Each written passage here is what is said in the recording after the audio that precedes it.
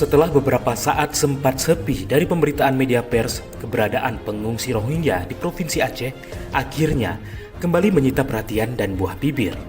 Ini bukan tanpa alasan.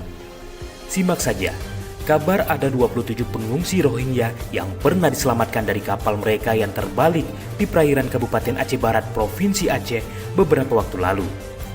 Kini dikabarkan kabur, meninggalkan tempat penampungan sementara mereka pada Sabtu 1 Juni 2024. Tragisnya hingga kini keberadaan mereka belum diketahui. Namun Arakan Project dan Yayasan Getanyo, dua lembaga swadaya masyarakat yang fokus pada isu Rohingya ini, menduga para pengungsi tersebut pergi ke Malaysia dengan bantuan penyelundup. Nah, lepas benar atau tidak informasi tersebut, atau jangan-jangan para pengungsi tersebut masih warawiri di Aceh. Yang jelas, kasus ini